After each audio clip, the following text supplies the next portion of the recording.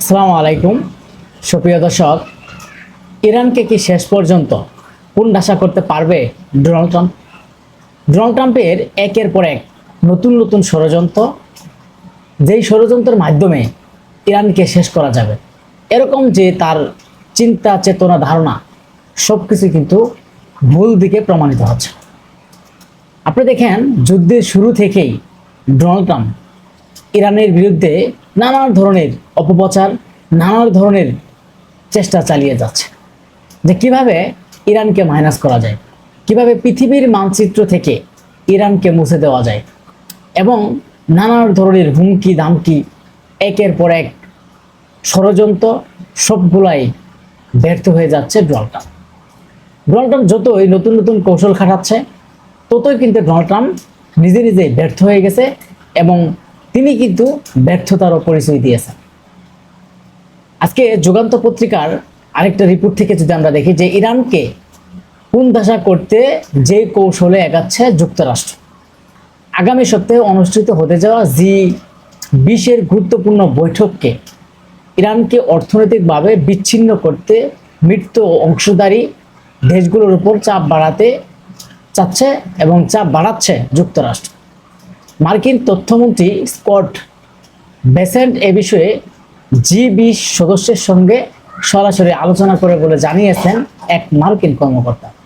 দেখেন, Donald Trump আজ পর্যন্ত যতগুলা চেষ্টা করেছে, যতগুলা নতুন নতুন কৌশল খাটিয়েছে, সবগুলাই কিন্তু ভুল হয়েছে।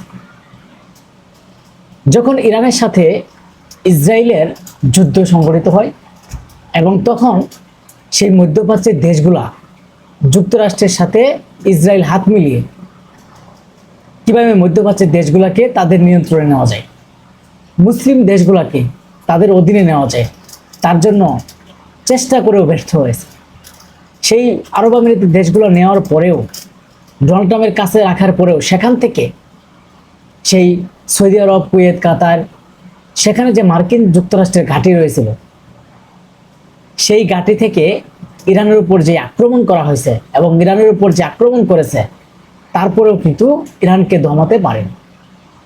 আমরা সে সময় দেখেছি যে হুরমুজ প্রণালী যুক্তরাষ্ট্র দখল করে ফেলেছে, দখল করবে। তার জন্য তাদের সেনাবাহিনী এবং বিভিন্ন তাদের যে বাহিনীর ফোর্সগুলো আছে, তারা চেষ্টা চালাচ্ছে যে যত দ্রুত সম্ভব হুরমুজ প্রণালী দখল করে নেবে। ডোনাল্ড ট্রাম্প ভেবেছিল যে এটা ভেনেজুয়েলের প্রধানমন্ত্রীর মতো, ভেনেজুয়েলের দেশের মতো, যে ভেনেজুয়েলের দেশে প্রধানমন্ত্রীকে সেই দেশ থেকে তুলে নিয়ে আসছে। সে সময় যুক্তরাষ্ট্র তার ক্ষমতা, পাওয়ার দেখাইছে এবং ডোনাল্ড ট্রাম্প তার নিজের পাওয়ার দেখাইছে যে আমরা বিশ্বের মধ্যে সব কিছুই আমরা ইচ্ছা করব, যা তাই হবে। কিন্তু সেই ইচ্ছার বিফলে যাচ্ছে ইরানের সাথে। ইরানের আয়াতুল্লাহ খামেনিকে মারার পর মোস্তফা খামেনিকে মারার জন্য বারবার চেষ্টা চালিয়ে যাচ্ছে এবং মোস্তফা খামেনি বেঁচে নেই, এটাও কিন্তু ডোনাল্ড ট্রাম্প একটা অপপ্রচার ছড়িয়েছে। এবং এই দুই দেশের মধ্যে যুদ্ধ বন্ধ করার জন্য যত রকমের কৌশল, সেটা ডোনাল্ড ট্রাম্প খাটিয়েছে এবং বলছে যে আমরা এখন যুদ্ধবিরতি চাই।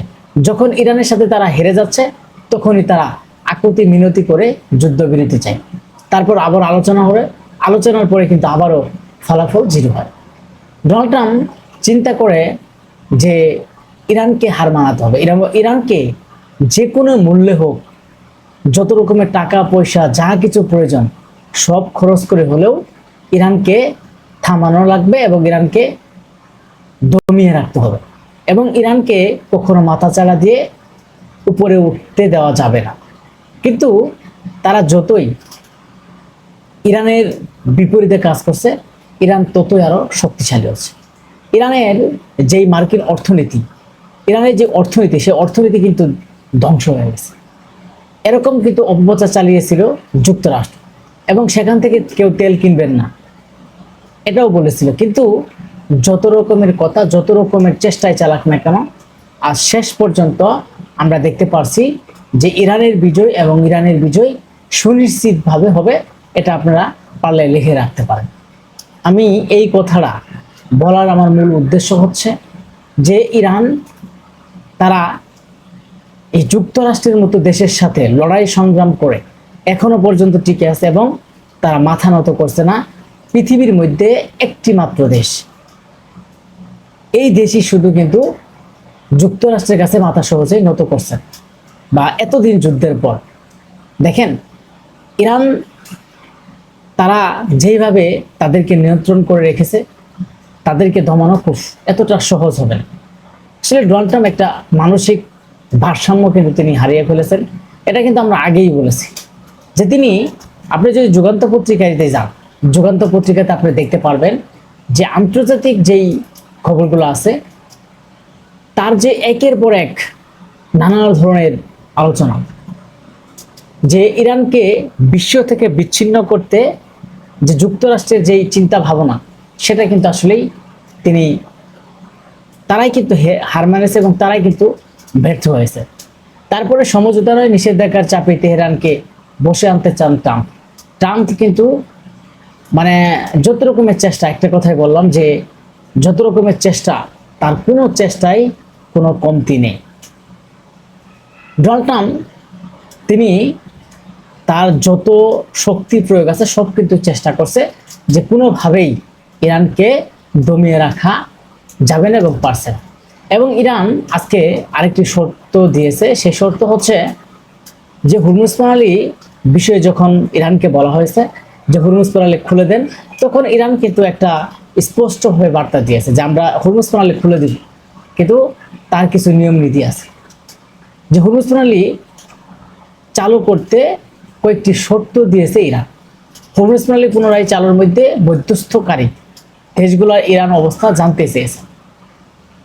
এর প্রেক্ষিতে ইরান দ্রুতই তাদের শর্তর তালিকা জমা দেবে বলে দেশটির শীর্ষ নিরাপত্তা কর্মকর্তা মোহসেন রেসাই সম্ভবত কাতার, ওমান ও পাকিস্তান এই তিনটি দেশের প্রতিনিধিরা তেহরানে সফর করে যুক্তরাষ্ট্র ও ইরানের মধ্যে নতুন করে আলোচনার পথ তৈরির চেষ্টা করছে।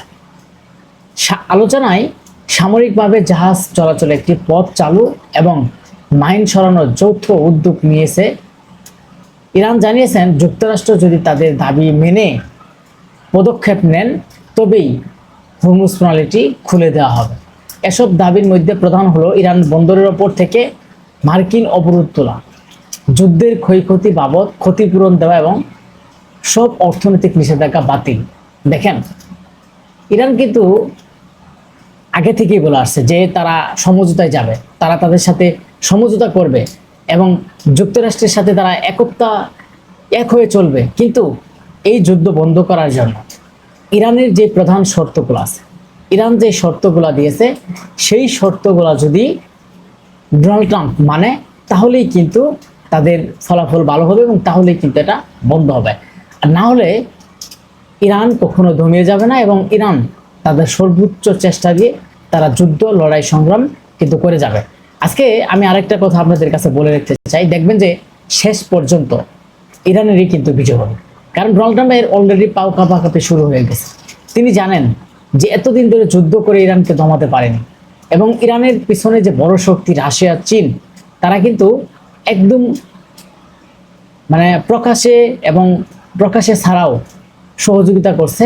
এবং এতদিনের যে ইরানের শক্তি, রাশিয়া এবং চীন, তারা কিন্তু সর্বোচ্চ পরিমাণ সহযোগিতা করছে। এটা কিন্তু ডোনাল্ড ট্রাম্প নিজেও জানেন। এরপরেই কিন্তু তিনি চীনে এসেছিলেন, আইসা চীনের প্রধানমন্ত্রীকে, চীনের রাষ্ট্রপতিকে যে বারবার বলেছেন যে আপনারা ইরান থেকে দূরে সরে যান, ইরানকে বোঝান। মানে তিনি চিন্তা ভাবনা করেছিলেন যে হয়তো চীনের সাথে একটা ভালো সম্পর্ক তৈরি করি, চীনকে যদি কোনোভাবে বোঝানো হয় এবং চীনকে বুঝিয়ে হয়তো ইরানকে তারা দখল করবে এবং ইরানকে ধ্বংস করে দেবে। চীন যদি তাদের পেছানো না যায় তাহলে ইরান এত শক্তি পাবে না। কিন্তু কোনোভাবেই কোনো আকুতি মিনতি করে কোনোভাবেই কিন্তু যুক্তরাষ্ট্রের পাচ্ছে না। এবং ডোনাল্ড ট্রাম্প তিনি এখন বুঝে গেছেন যে কত ধানে কত চাল, যত রকমের চেষ্টাই করুক না কেন ইরানের কাছে তাদের হার মানতে হবে। এটা কিন্তু একটা বহির্বিশ্বের নজরে থাকবে যে ইরানের মতো একটা দেশ হয়ে সেই দেশের সাথে প্রায় এতদিন হলো যুদ্ধ করে এখন পর্যন্ত যুদ্ধের বিজয়ী তো দূরের কথা, ইরানের সাথে মানে সমঝোতা করে এবং ইরানের যেই কথাগুলো, যেই আলোচনাগুলো এবং ইরানের যে শর্তগুলা, সেই শর্তগুলা মেনেই যুক্তরাষ্ট্রের যুদ্ধ বন্ধ করতে হবে। না হলে যুক্তরাষ্ট্রের কোনো পথ নাই, তাদের কোনো উপায় নাই, বাধ্য হয়ে সেগুলো কিন্তু মানতে হবে।